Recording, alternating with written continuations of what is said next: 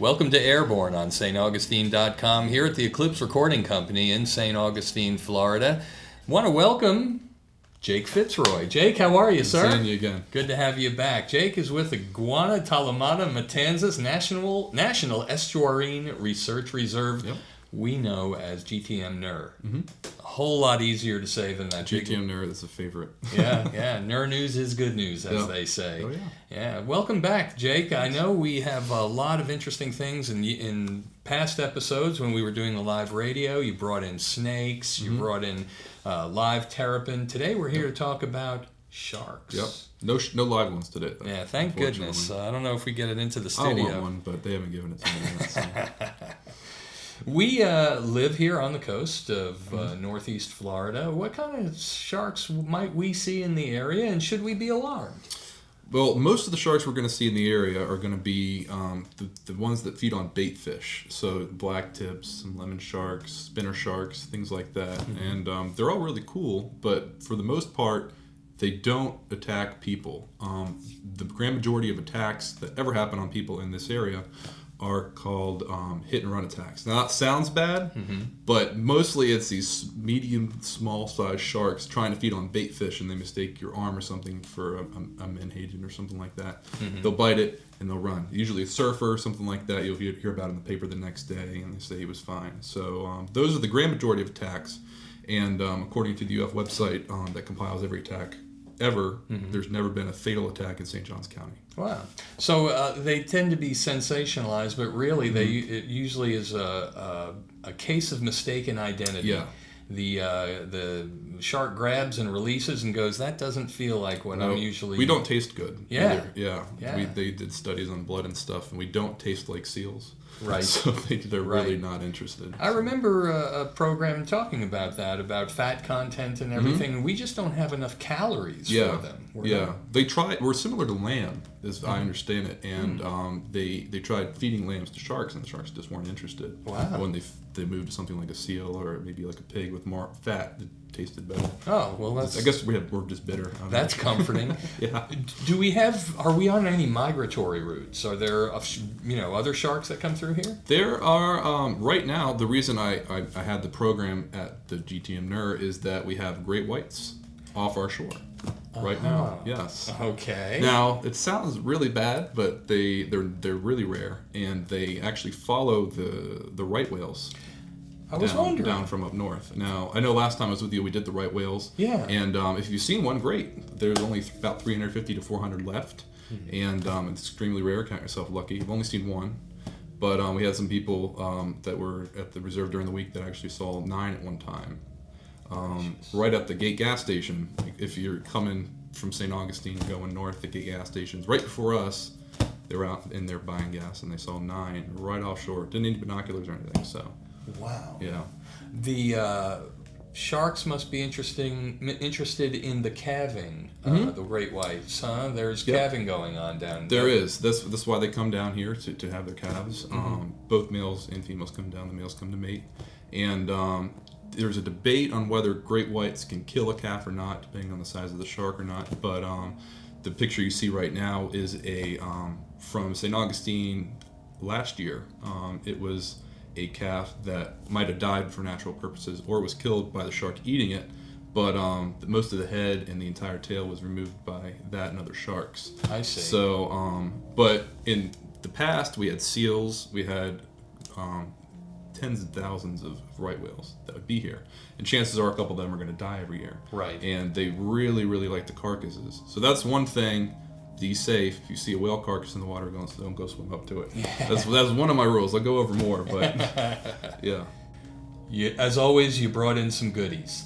What do we have here? We're talking about great whites and their love for the right whale calving season, and you've got some exhibits here. You want to share with us what you got So here? right off the bat, we'll go to what some people thought was a great white's ancestor, the megalodon. It's actually great whites were evolved makos. They're originally mako sharks, so they're a little more distant than we thought. But this was the ultimate marine mammal predator, and this would take easily right whale calves in their heyday. And they're extinct now. They've been extinct for thank goodness for many years. But No, but this is a very large tooth even for them. But some people can still find them in the Swanee and different things like that when they do dredging. Yeah. So a lot of them pop up. This is a reproduction. This would be extremely valuable if it was real. But Gracious. Yep. Now, what size would this fella be? It got up to 60 feet. This is probably pretty close to max. This is a very large tooth. Wow. And they would feed on whales and whale calves. And the juveniles were actually really similar to the great whites in their feeding habits. They actually feed on dugongs and stuff. And we don't have dugongs now. They're in Australia, but they were a relative of the manatee, weren't they? They look pretty similar. They have more dolphin-like tails, the dugong, and to my knowledge, there hasn't been a lot of great whites attacking manatees. Yeah. But it might be something for the bull shark. But. Now, I notice you have another shark here, tooth. So this is an actual great white tooth. This is a little less exciting, but actually, brother found this on Michler's. But still get a little white. It's really hard to tell how old the tooth is just by the color. You could have a cow bone that's completely black. It's only a couple decades old, and you can have a white shark tooth that's several millions. But because this is in the ocean, it's not completely black. It's probably not that old. This is probably pure guess, maybe like a 13, 14 foot individual. So they'll have rows and rows of them. The sharks will, and you have a bull shark here. I'll grab the teeth. Okay, You've got some jaws there for a bull shark. Yep. Now the bulls are they can. Is it fair to say they can be a little on the aggressive side, or is that the right way? They are one of the it? 3 sharks you should be worried about if you see in the water. More than any other. You should be worried about any shark that's 6 feet or larger. Right. Give it space. Do not harass it. Right. And kind of get out of the water and see what it's doing. I wouldn't recommend swimming with any shark 6 feet or larger, no matter what. But this is a bull shark, and this is a pretty large animal. They are near water shark species. So the great whites, you really don't have to worry about. Yeah. They're several miles offshore. The picture that's showing now was a shark from about 6 miles off Mayport, and he's eating a black drum. And it's extremely rare for even offshore fishermen to see that kind of thing.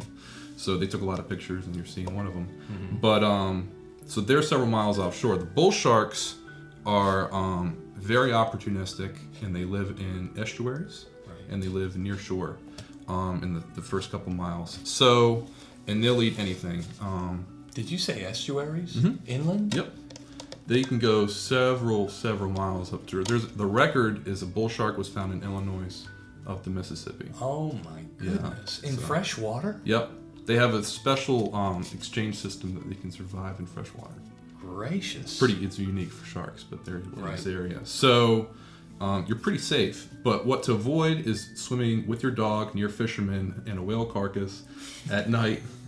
Wearing shiny jewelry in contrasting colors. If you avoid that, if I can keep that list. Yeah. So, but those are, and don't have a splashing contest with all your friends. Right. At that time either, so.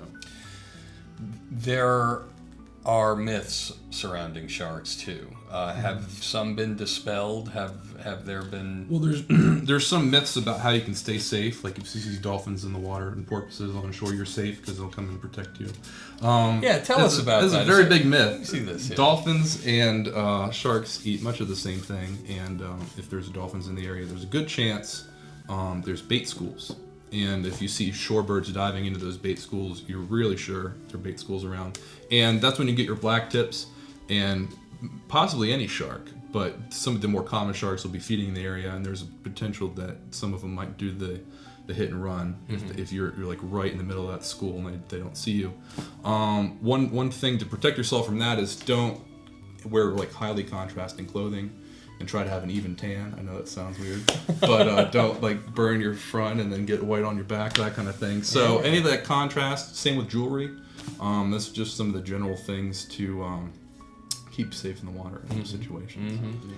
So we really appreciate you coming in, as always, Jake. It's Thanks always a pleasure. From the GTM Reserve, GTM Nariguana Talamata Matanzas National Estuarine Research Reserve. There, I did it. Come and see us. We're open. The building is not closed. We're probably going to be closed maybe a week, sometime in the month or so in the future. Yeah. But we are officially open. I know the rumor's been flying around that we're closed. But No. We're Beautiful. open for business. It's a beautiful facility. And if folks would like to learn more, what's the best way to reach? Our website is gtmnerd.org, Mm-hmm. and our phone number is 823-4500. And on the website will be a list of events as they come per month. And we definitely have shark programs, snakes programs, stuff on the weekends, stuff for kids. It's always good to have you. Yeah. Yeah, you enjoy your work? Very much. Yeah. And if you want to come out, volunteer. Oh, yeah. We'd be glad to have you. You have volunteer opportunities. Yeah, we do, definitely. Sea turtle nesting season's coming up. We have That's volunteers that work with that. There's a whole, depending on what you want to do and what you're good at, a lot of opportunities for volunteering. Terrific.